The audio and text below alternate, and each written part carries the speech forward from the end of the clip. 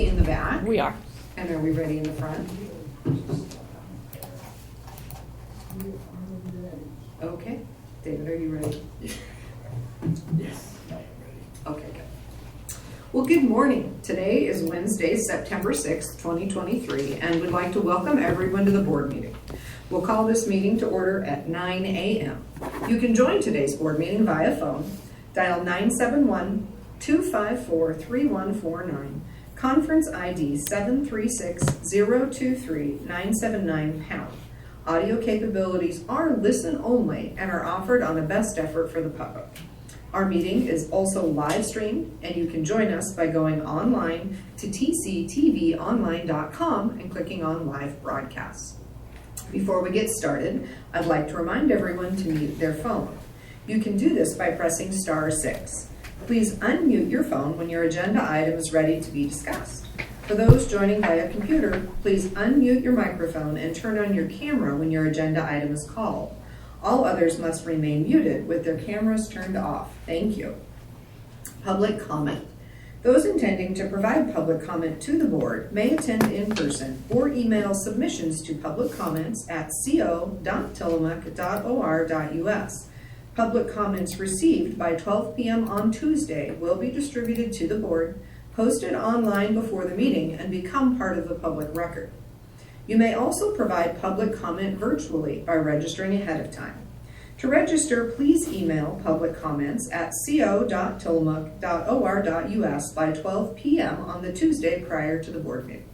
Public comments can also be mailed to the Board of Commissioners Office, 201 Laurel Avenue, Tillamook, Oregon, 97141. For more information on public comment options, please visit the Board of Commissioners webpage. Do we have anyone signed up in the room, or is anyone online registered for public comment? No. Okay, To both. no public comment today. Wonderful. Okay, well, we have already called the meeting to order, so I would then just welcome everyone in the room with us and request that you sign the guest list today if you've not yet done that. And then we will begin with the Pledge of Allegiance. Commissioner Yamamoto. I pledge allegiance to the flag of the United States of America and to the republic for which it stands, one nation, under God, indivisible, with liberty and justice for all. Okay, we have no public comment. I will let everyone know that agenda item number 14 is postponed, and then we will jump right in with agenda item number 5. Discussion and consideration of a resolution proclaiming the month of September as Suicide Prevention Month in Tillamook County, Oregon. And we have Frank Hanna-Williams, Executive Director, and Janine Krongos, Prevention Specialist from Tillamook Family Counseling with us this morning. Good morning. Good morning, listeners. Thank you for considering this proclamation request. My name is Janine Krongos. I'm the Certified Prevention Specialist for the Tillamook Family Counseling Center. And, sorry. So I'm gonna have a brief statement before I start the resolution request. So suicide is an intentional cause of death caused by self-harm. It is one public health concern that affects people of all ages, including the youth. Suicide is a complex cause of death that's usually a part of a multi-factor of someone's life, and that's mainly known as risk factors. So in our nation, suicide, the month of September is known as Suicide Prevention Month. Within the month, there's a couple observances, including Suicide Prevention Week, and also World Suicide Prevention Day. So Suicide Prevention Week falls from September 10th through September 16th, and World Suicide Prevention Day is September 10th. So in the state of Oregon, suicide is the 10th leading cause of death for Oregonians throughout their lifespan. In the year 2021, 893 Oregonians died by suicide, and 95 Oregon youth died by suicide. In Tillamook County in 2021, 11 people died in Tillamook County due to suicide. So suicide is currently the second leading cause of death for Oregon residents ages 5 to 24. So it's a very significant public health concern that really deserves to have awareness from our community. So the good news is suicide is preventable, and there's many things that community members can do to prevent suicide in our community. So some things that we can consider as a community is supporting prevention education, early identification like learning the warning signs, support of local mental health facilities in our community, and also awareness of the importance of environmental strategies like safekeeping and medication, and also guns. So if anybody in our community is currently experiencing suicidal thoughts, please know that you are not alone. There is help available 24/7. At the Tillamook Family Counseling Center, we have very highly trained staff that can provide support for people that are in crisis. So if you do find that you are in a crisis situation, you could always call 503-842-8201. Or if you live outside of Tillamook County, there's also a 988 hotline that you can call, and you just dial 988. And that concludes my statement.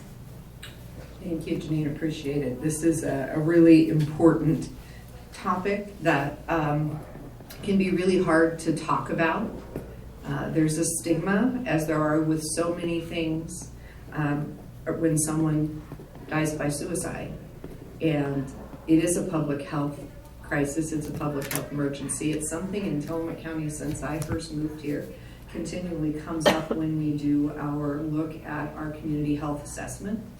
There has always been a high rate of suicide, deaths by suicide in Tillamook County.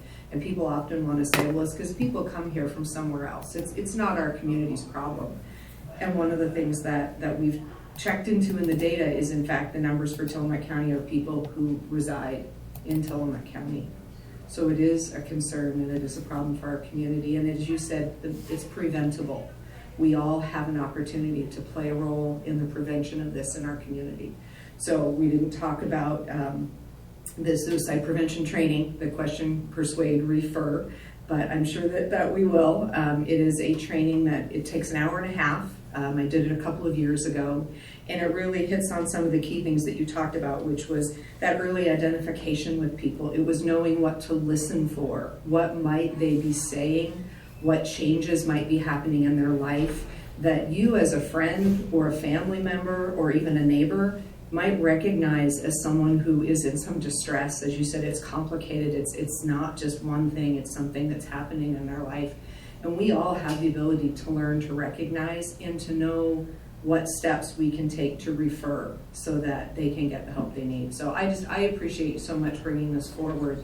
It's something that we can prevent, and I really hope that as a community we can be open to the conversation, we can understand that we can help and that death by suicide can be prevented, but we have to talk about it. It's like so many things that we don't want to talk about, and that it feels shameful if someone has attempted death by suicide. In fact, it's a huge cry for help and one we should be heeding. So, sorry, I often get in the middle of these. Sorry, I normally ask commissioners first, but you all know there are certain things that are just extremely important to me, and this is one of those. So I appreciate you coming forward. And thank you, Janine, for being here. This is hard to comprehend. It really is. The number of deaths by suicide in the state of Oregon, even in Tillamook County, is unacceptable. It is. I do not know how we get out of this. It's been a spiral over the past couple of decades, I think, and I don't know the reasons. We appreciate everything that you and Tillamook Family Counseling do to help resolve these issues within Tillamook County. It's not something that people don't just don't like to talk about this issue. Even in private, it's just a very, very difficult conversation to have with anybody. And yet, having conversations is the best way to try to resolve this issue. It is. You can't keep it all bottled up inside of you. So I appreciate you bringing this proclamation to us this morning, and I am hoping that we will find our way out of this horrible situation that we are in. I wish us all good luck there. I do. Madam Chair, would you like me to read the proclamation? I would, but I have one other thing I wanted to bring up. Actually, I just remembered that this week, circulating on Facebook, I saw for the first time a 1-800 number that was specifically directed toward those in the agricultural field. This is, I don't know how new it is. You guys probably know better than I how new it is, but it's the first I've seen it. And one of the things that's become very, very common, unfortunately, across the nation is that our farmers and our fishers and people who are working in agricultural and natural resources are really feeling that stress. It's becoming more and more difficult to financially make it, and we are seeing more and more people affected by death by suicide from that industry. And again, it's Agra something. It was on Facebook. Do you know what that is? You know, I cannot recall the name of the hotline, but I do know that Dusty Linnell shared that recently. But that population does have higher rates of suicide, so it's something really to take note of. Also in the state of Oregon, they do offer a QPR that specially focuses on the agriculture staff and family members. Wonderful, thank you. And you know, the other population that we see that is often disproportionately impacted are our veterans. And I know that Nick Torres, our Veteran Service Officer, has talked to us about that in the past and brought it forward. And I think it's another piece worth highlighting today as well, is that is a population much more disproportionately impacted.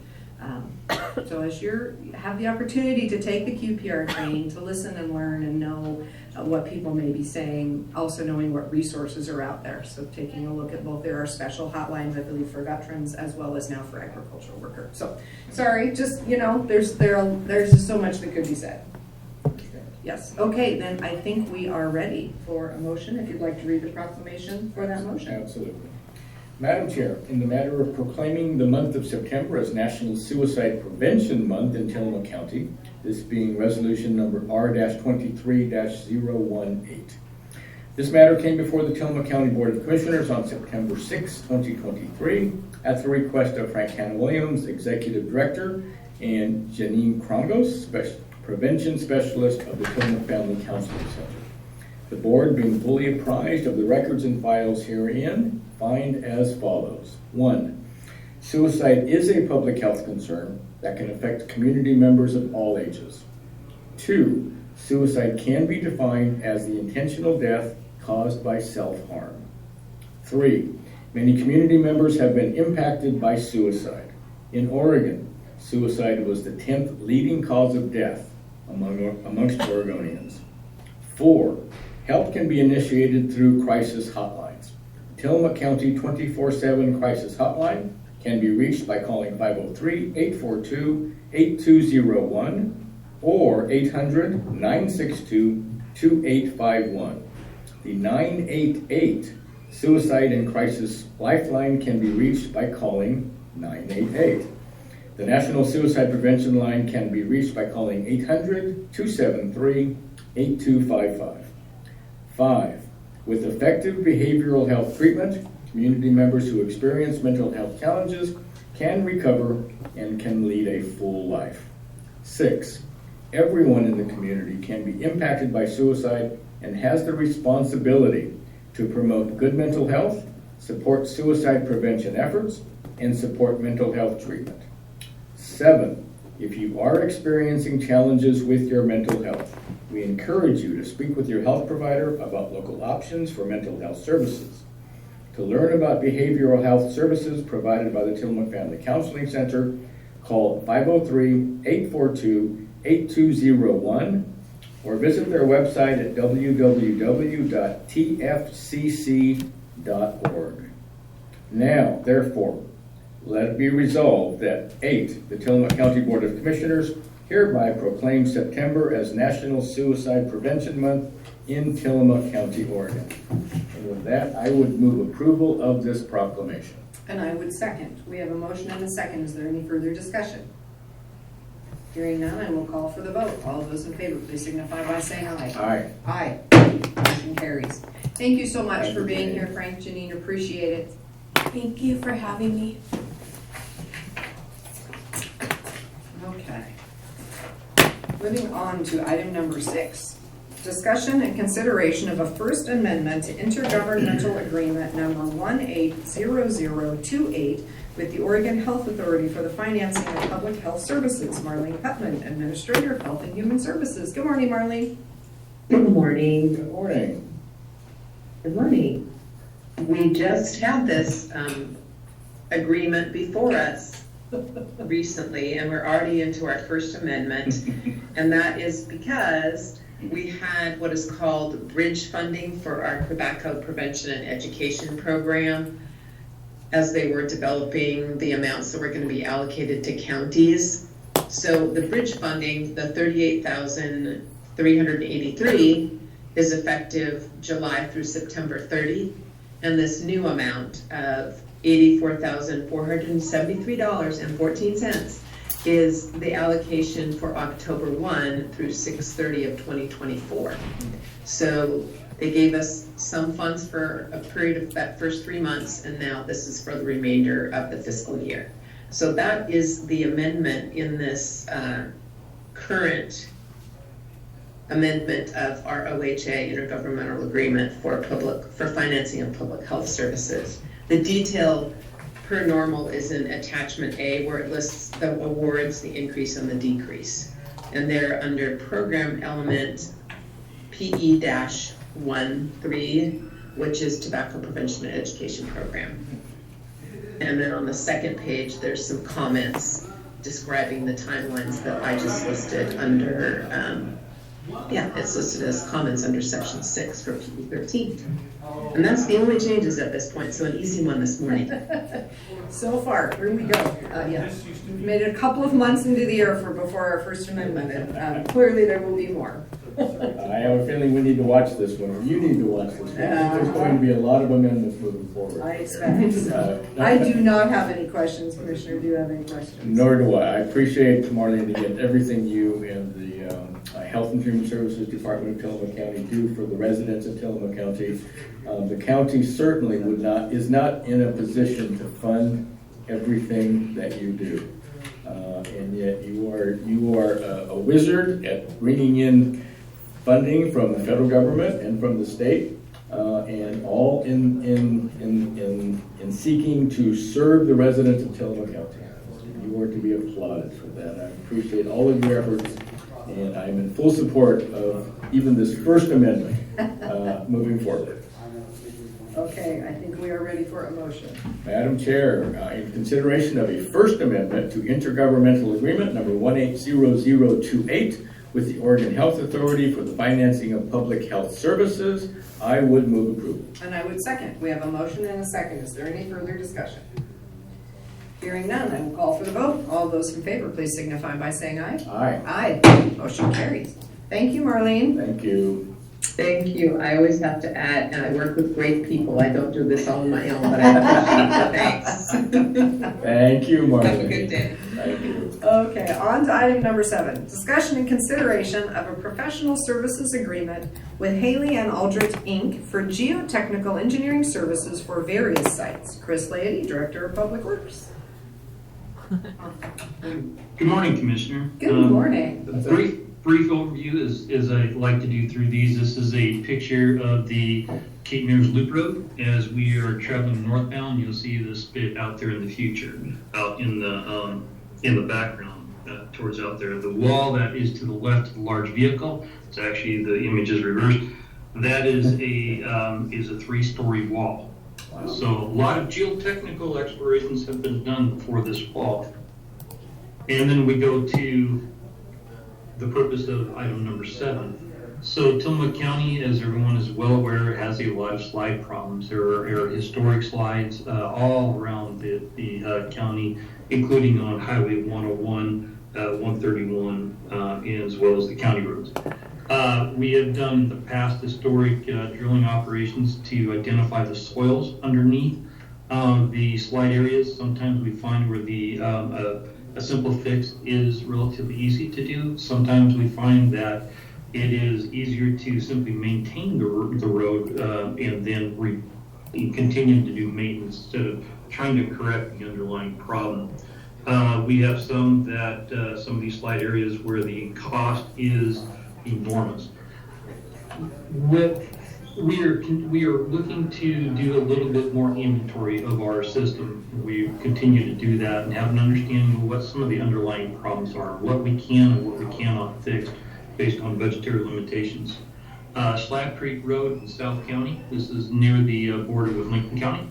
It is south of Nesco, and Slab Creek Road has had a problem with the river, the creek, migrating and taking out some of its bank. We had established some repairs immediately upstream to minimize some of the scouring action that was taking out the bank, with concern that it would subsequently take out the road or a portion of the road. So to do this, to work on a solution requires an understanding of the soils underneath. So the proposal takes two boreholes. It's similar to what you'd find with well drilling. That really is the same operation. A geotechnical engineer reviews the material out there and has a better understanding of what is causing this slide. And then also in the case of Slab Creek, how deep is the bedrock? And if the bedrock is sloping, which it appears to be, that is going to limit what the fixes could be.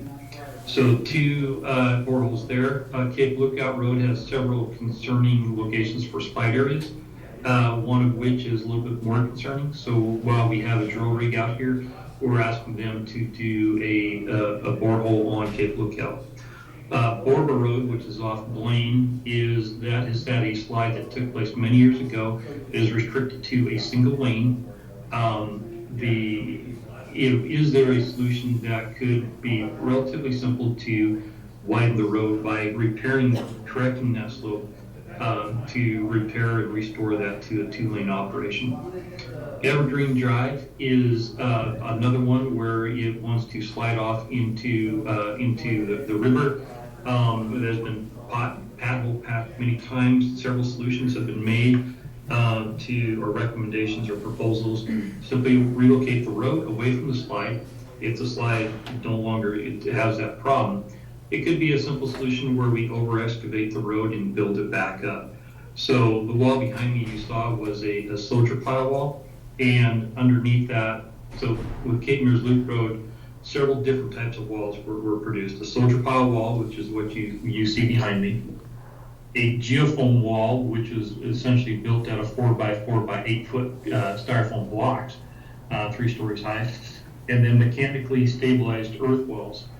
Those have basically fabric or geogrid that goes underneath the road at many different sections and locks all that soil together. That type of MSC wall, mechanically stabilized earth wall, that type of solution could potentially work for Evergreen. But we need to have an understanding of the soils underneath it. In addition to just going out there and drilling the holes and finding out what the soils are, is going through and trying to identify, what are some potential solutions. This is not intended to do the design of a solution. It is to identify what are some potential solutions for this. And then with that would be a rough order of cost, magnitude of cost for stabilization, for planning and funding opportunities should one arise. Currently there are no programs out there that would repair these slides. So having an understanding of what our level of impacts are is significant.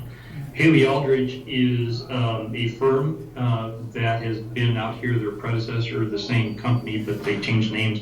Haley Aldridge has been out here many times. They have worked on slide repairs in the past, including Savage Road slide as well as other locations. Savage Road slide is you have to go into Lincoln County, turn back, and go into Tillamook County. That particular road has a historic slide. The cost to repair it is significant. Haley Aldrich has been out there for that. They've looked at many of our slides during storm events. So well-qualified engineers to do that. They propose to do this work for $80,357. Any questions? Okay, thank you. Questions, Commissioner? No questions, Chris. I just continue to be amazed at the things that you get done with the limited funding that the county is able to provide to you. And we are one of the most disaster-prone counties in the state, and it always seems to affect our roadways. And again, the things that you get done with the limited amount of money that you have. I need to go into a little bit of a backstory here. Traditionally, road departments are funded through National Forest Service timber harvest. And a couple of generations ago, when U.S. Forest Service was producing a lot of timber, your department was flush, long before you got here.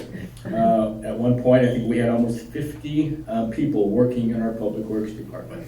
We were fixing roads at that point that did not even belong to the county. We can no longer do that. Timber revenue has just fallen to almost zero in Tillamook County when it comes to U.S. Forest Service roads. And therein lies the problem with all the roads that we have. A bridge for every 2.8 miles, 2.3 miles, something like that, and growing. And yet you continue to maintain our road systems to the best of your ability. And you're doing a great job with the funding you have available. And unfortunately, the majority of your funding, not the majority, but a vast portion of your funding today comes from transient lodging tax dollars. That 30% that the county can do whatever it wants with transient lodging tax dollars. The commissioners 10 years ago, 8 years ago, 9 years ago made a decision that if the voters passed this transient lodging tax issue, the 30% would go to Public Works to help maintain our roads. Last year, I think it was like $1.6 million, something like that went to Public Works. And that is about a third of your current budget. I mean, it's just amazing what you get done. But it's work like this. When you get a company like Haley and Aldrich coming into Tillamook County to do something that's imperative for a job that you need to consider how you're going to maintain a road, you've got other areas that you're thinking about. While they're in the county, you have them do other jobs also. So again, Chris, just keep up the good work. You're holding our road system together, and I for one appreciate it very much. Perfect, thank you. Yeah, our roads are definitely a significant challenge for Tillamook County. You know, one of the other, so we get money through the transient lodging tax. We get some money through the, federally through the forests. We also then get money from the state of Oregon. And the money from the state of Oregon, if I understand correctly, comes from vehicle registration fees and gas taxes. And seems like a good thing. However, those funds go to the county in which your vehicle is registered. And they, even the gas tax, while we think, aha, we're selling a whole bunch of gas to people that are visiting the coast, right? I believe that's also tied back to where the vehicle is registered. So when you look at our large percentage of homes that are second homes here in Tillamook County, guess what they're not doing? They're not registering their car here. So while we are providing roads for all the visitors to Tillamook County and providing roads for our second homeowners, at the end of the day, we are not getting the benefit of all of that revenue back to us because of the mechanism at the state level. So it's one of those conversations that we have been having with Senator Weber related to how do we get what we need to fund our roads. So just kind of a separate conversation, but you know me, I always love to take the opportunity, and you started it, to talk budget whenever we can about how we fund what we do here in Tillamook County, because there is in fact a limitation that says our property taxes cannot fund our roads. So it's people will often say, why don't you pave my road? I pay my taxes. Well, because we're not allowed to do it that way. Right? Tax money goes. That's right, not what tax money is allowed for. So it's complicated, and I always say that, but I'll just say it's complicated. So, but for this particular project, I think it's great. We've got to look at the geology.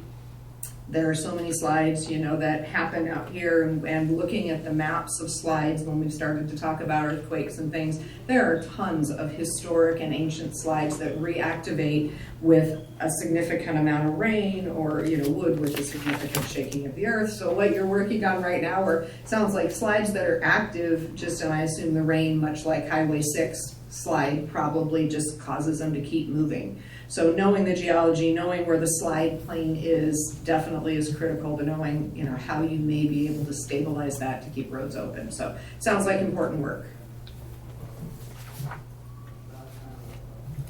Okay. And so, Chris, I don't want you to lean back in your chair too far. I don't want you to go rolling down that hill behind you. Let's not. Are we ready for a motion? I think we are ready for a motion. Madam Chair, in consideration of a professional services agreement with Haley and Aldrich, Inc. for geotechnical engineering services for various sites, I would move approval. And I would second. We have a motion and a second. Is there any further discussion? Hearing none, I will call for the vote. All those in favor, please signify by saying aye. Aye. Aye. Motion carries. Thank you, Chris. Thank you, Chris. Okay, moving on to item number 8. Discussion and consideration.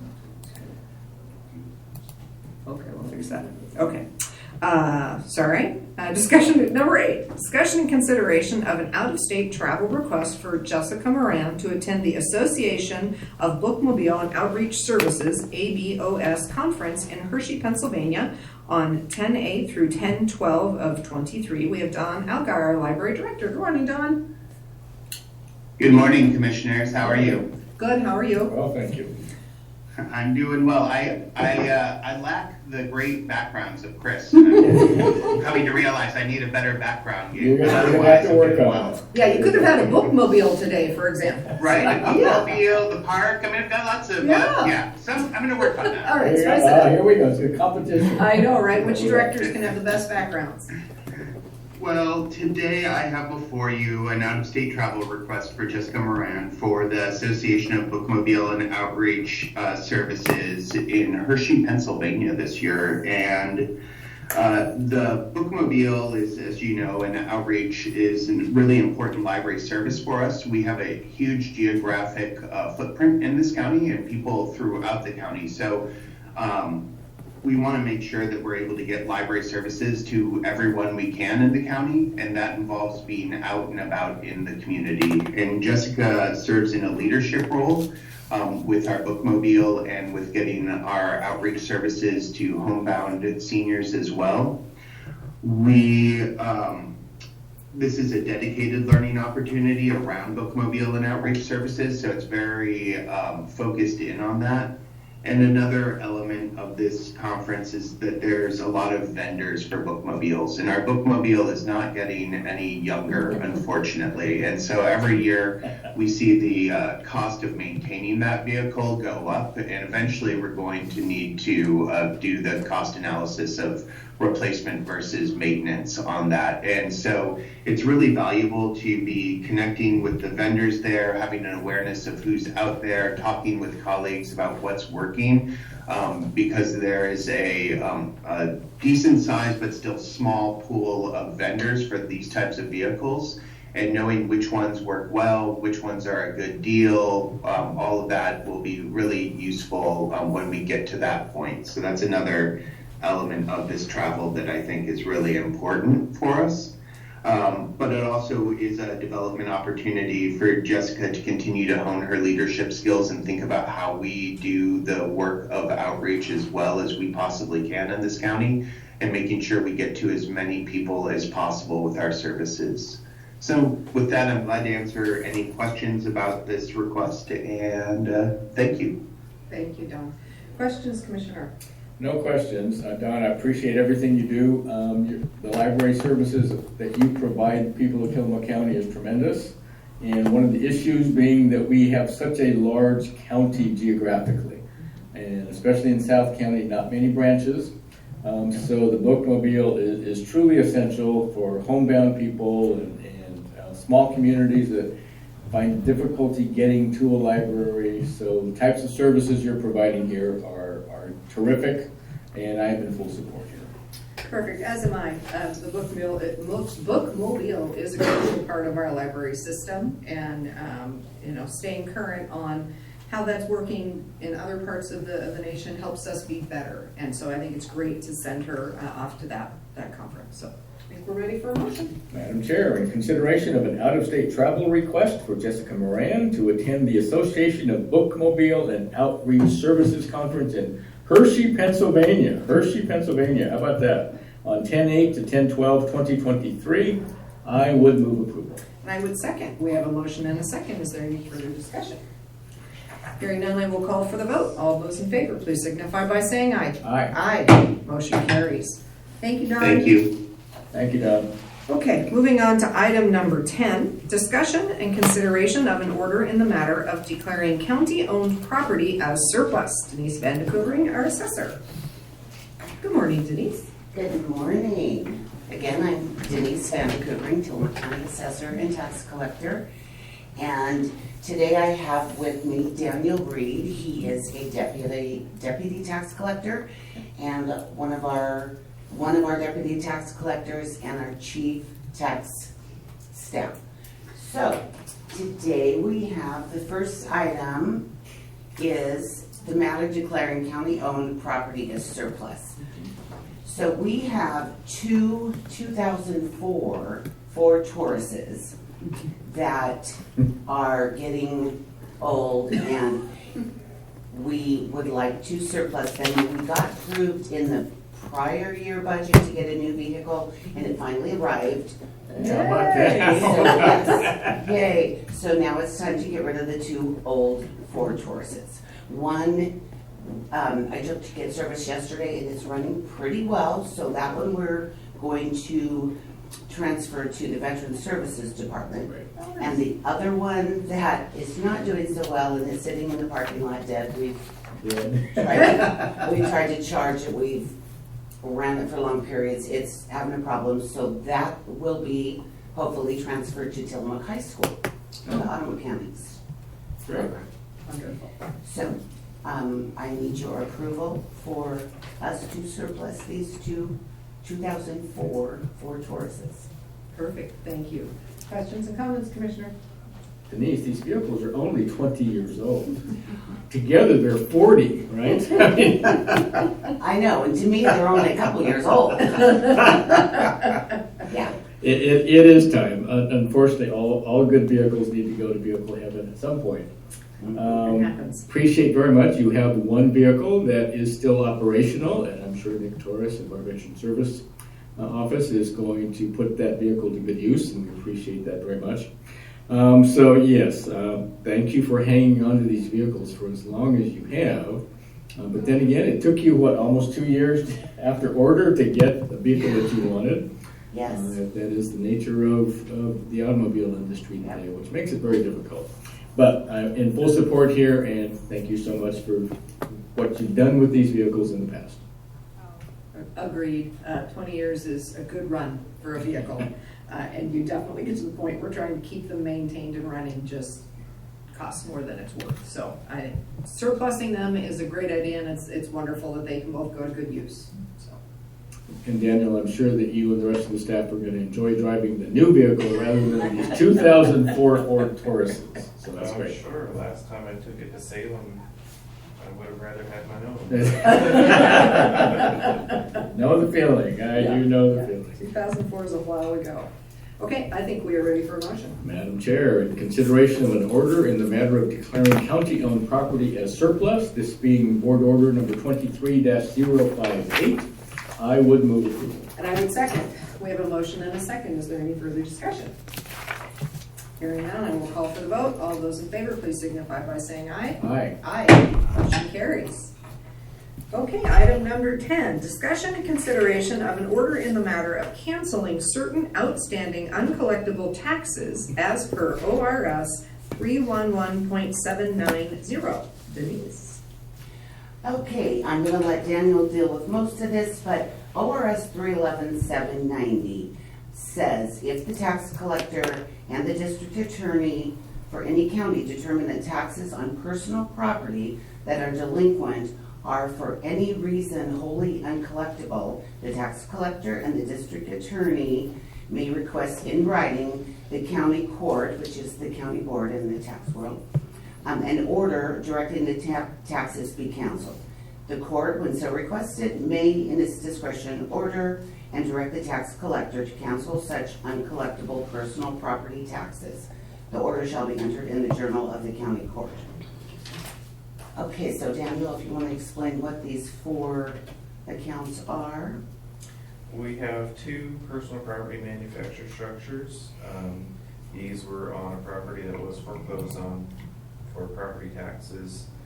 And since then, the manufactured structures have been demolished, so there's not taxable due to county ownership, and they're gone.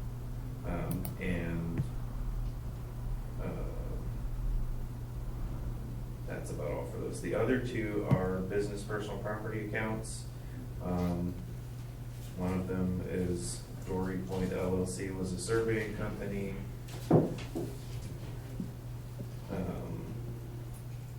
Through all research, the business looks like it's been dissolved, and found pretty convincing evidence that the business owner was deceased as of 2019. So no way to collect there. The other one is a property in Kivo that was originally the Maxwell Boats. In 2010, prior to 2010, the estate and the business filed for bankruptcy, went through a estate sale. PUD purchased the property.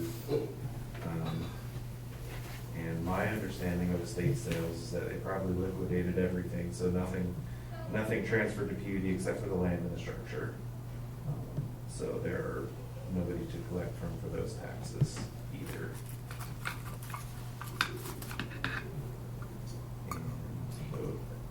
Yeah, so to recap, it's the 2 manufactured homes that were on a property that the county foreclosed. Those have been demolished, and we'll be able to write those taxes off. And then the 2 personal property taxes are, the first one was, the taxes are actually from 2006 to 2010, and the other one was 2010 taxes, and we don't feel there's a way to collect them. So, Perfect, and it looked like it was just over $9,000, is that so I'm remembering correctly? Total Total between the tax and the interest and fees, Okay. it's, yeah. This is sad that we have to do this, but yes, I feel it's necessary. So one on the last 2, C and D, last name Smith. One is Loretta May, and the other is Lauta M. Smith. That wouldn't happen to be the same person. It can't be the same person, right? Although the real property numbers are the same, 199546. do we know that for sure? I would assume it's the same person, because both of the manufactured homes were on the one piece of same property property. that we foreclosed. Okay. So I'm in full approval here, but I think maybe council should look at this on C and D to make sure that the name of the persons are spelled correctly, and especially if this is the same person. Sure. Okay, very good. Other than that, thank you for what you do. Okay, perfect. Yeah, it's not often that we cancel someone's tax liability, because that, of course, is, as we've been talking about, is much of the bread and butter that keeps the mandated services of the county flowing. But once it's deemed uncollectible, there's no point in carrying it on the books for, as a debt that, since it will not be paid. So there's very few reasons that we can cancel property taxes. Correct. And wholly uncollectible personal property is one. Yes, yes. And as you shared, there's an ORS for this, so we are following state law. Let's just be clear on that one. Okay. I think we're ready for a motion. In consideration of an order in the matter of canceling certain outstanding uncollectible taxes as per ORS 311.790, this being board order number 23-059, I would move approval. And I would second. We have a motion and a second. Is there any further discussion? Hearing none, I will call for the vote. All those in favor, please signify by saying aye. Aye. Aye. Motion carries. Thank you very much. Thank you. Thank you. Okay. Okay, item number 11, discussion and consideration of a non-exclusive communications site lease agreement with Oregon Coast Scenic Railroad for the use of space for radio communication units placement. We have Jeff Underwood, Information Technology Operations Manager. Good morning, Jeff. Good morning, Commissioners. Good morning, Jeff. The item before you this morning is just a renewal of an existing agreement with Oregon Coast Scenic Railroad. They lease some space on one of our radio sites, and pretty much just we get the 5% increase every year, so we're keeping up with our needs. It's worked out really well for years, and so we just want to continue that arrangement. Okay. Perfect. Questions, Commissioner?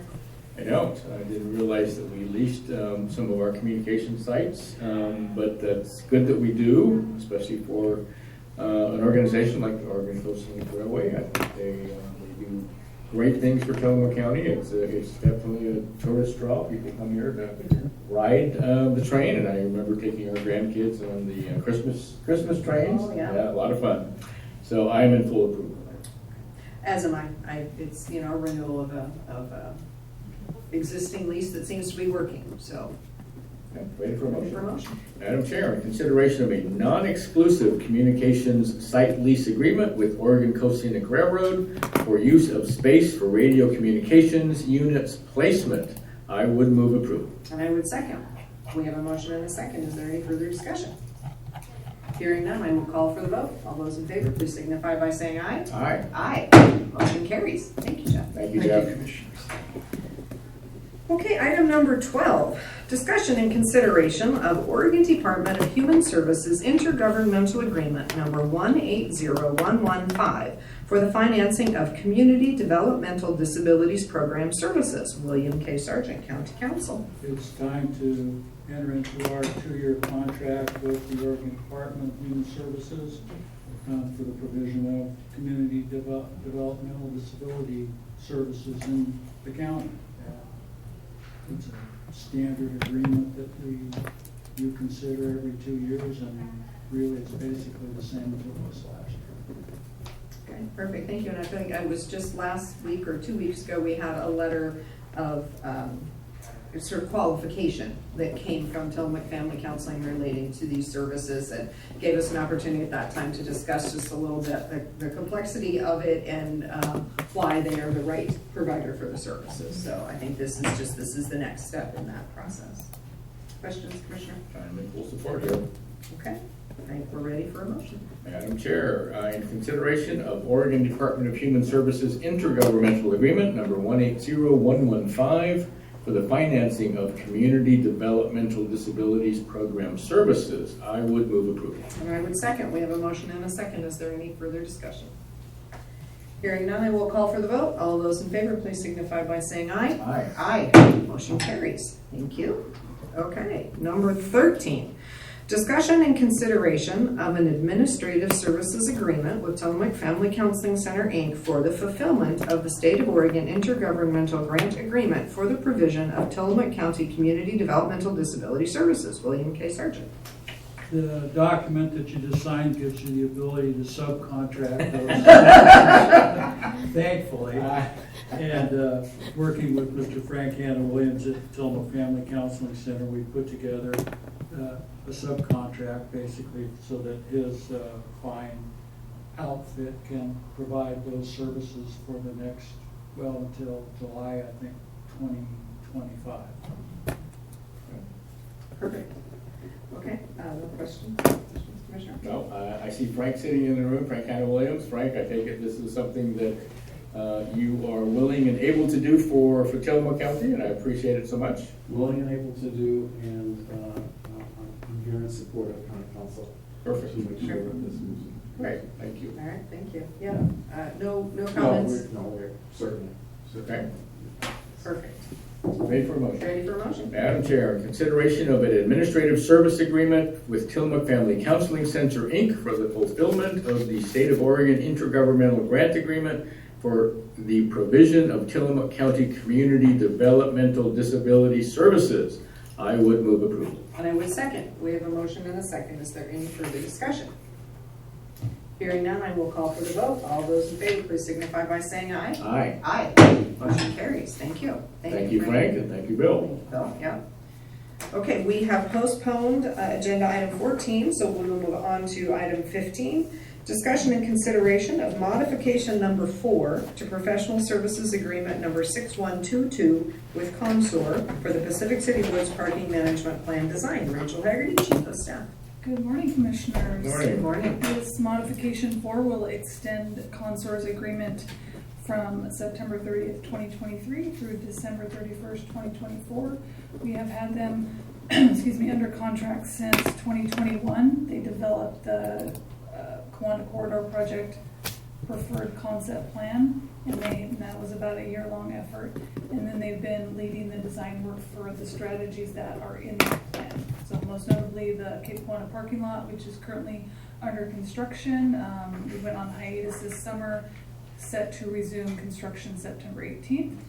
And then as other funding realizes, they're working on other plan elements. But this timeline is specifically intended to conclude the construction phase of the Cape Kiwanis parking lot, which will be online in June, but there'll be some lingering items to clean up throughout the rest of the year. So it is ready for consideration, and there's no monetary change at this time. Thank you. Perfect. Questions or comments? Yes, so just a quick shout out to the public. Consor is a new name, but this is someone, formerly Murray Smith, which has been working with the county on the Cape Kiwanis master plan, et cetera, for quite a number of years.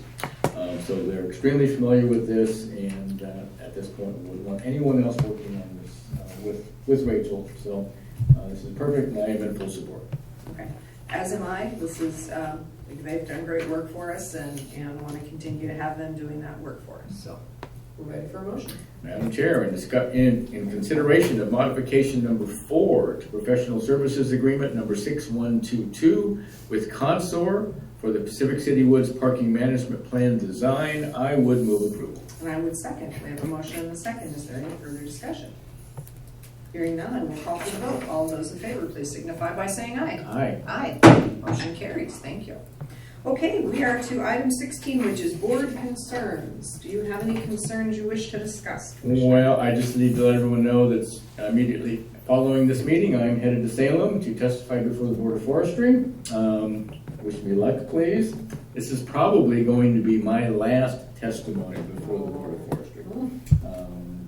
There is not a meeting before November, and at the November annual conference at AOC, that's when we hold our annual meeting of the Council of Forest Westland Counties, and we elect new officers. I will not be among those participating in that election. I'm going to miss it a lot. I'm kind of sad to see this portion of my life ending, but I am also looking forward to my retirement and doing some travel and things that I really want to do with my wife, my lovely wife, Terry. So, again, bittersweet moment, but for those of you interested, you should maybe watch the Board of Forestry meeting this afternoon at 1:15 when FTLAC gives its testimony. I think you'll find it very interesting. So, thank you for the opportunity. Absolutely agreed, and I will be testifying tomorrow morning for the Board of Forestry as well. There are spots for obviously CFTLAC to testify, but also for members of the public. So I will be testifying as a commissioner in that open comment period. For those who maybe have been following the HCP but have not heard us share the most recent developments, if you will. The reason that we are all testifying, we'll be all watching today and Thursday's meeting so carefully, as they have placed a resolution on the Board of Forestry agenda to recommend that ODF make efforts to increase the timber harvest that is currently in the preferred alternative, which is a great move, and we're very excited about that move. However, they have also, in that same resolution, indicated that the department would not need to return to the Board of Forestry to have the Board of Forestry look at what improvements are made, that the Board of Forestry would approve that sight unseen and would essentially wash their hands of their participation in the HCP. And that's extremely concerning to all of us because we don't know what improvements that will be made. The modeling that is being done by the department will not be done until December. So if the Board of Forestry passes this resolution tomorrow and says, this is the HCP, that's it. We are all done, we are all stuck with it, and there is not even a process by which it would have to be publicly brought out and commented on, if I understand correctly. At that point, it is pushed forward to the services to be our HCP. So it's a very significant step that they are proposing to take, and we need to make sure they know that it is not okay to, as the Board of Forestry, to just say, well, do what you can and we're done. That they need to stay engaged and make sure this is the right HCP all the way to the end. So we just encourage everyone to get engaged, pay attention, see what's going to happen here, because it can have some very significant consequences for us. And Madam Chair, I've seen your testimony. I appreciate very much your willingness to go before the Board of Forestry to testify. I think your testimony is terrific, something that has not been said to the Board of Forestry before. So I'm looking forward to watching your testimony tomorrow morning. Thank you. Yeah, I think it's something that I mentioned this on the radio yesterday. Just looking at if there were a 30% reduction in our harvest and in the revenues that we were to receive from that harvest, in order to replace that revenue, which by the way supports county services and special district services, these are not extras and nice things in our community. These are our very basic services that we need in order to survive. In order to replace that 30% loss, that would be equivalent to us agreeing to tax ourselves $1.08 per thousand of property value. So $1.08 per thousand. That's what it would take to replace that 30%. So my question to the Board of Forestry will be, is everyone in the state of Oregon willing to tax themselves 1.08 per thousand to show their support for the HCP? Because if we come out in support of this HCP, that's what we're saying. And it's a very, very large number. And that's, I can't imagine for myself passing that as a tax, and I can't imagine being in a position as a commissioner to have to go forward and ask my electorate to do that, to tax themselves in support of this HCP. So I hope that that will resonate with the Board of Forestry. I hope that we'll have them think a little bit about what they're really asking of our timber communities with this particular plan. So I think it may open some eyes. yeah, fingers crossed that hopefully it hits the mark and they realize they just need to take a deep breath and make sure they've got the right plan and that they know the actual cost of that plan before they pass it. So we'll hope. Perfect. Thank you. Yes. Okay, that was it for board concerns for me as well. That one is currently sort of all-consuming for good reason. Okay, so we'll move on to our announcements. There is no board briefing scheduled for today, Wednesday, September 6th, 2023. Wow, and that's it. There are no other announcements. There always feels like there should be more. So with that, we will adjourn this meeting at 9:58 a.m. Thank you.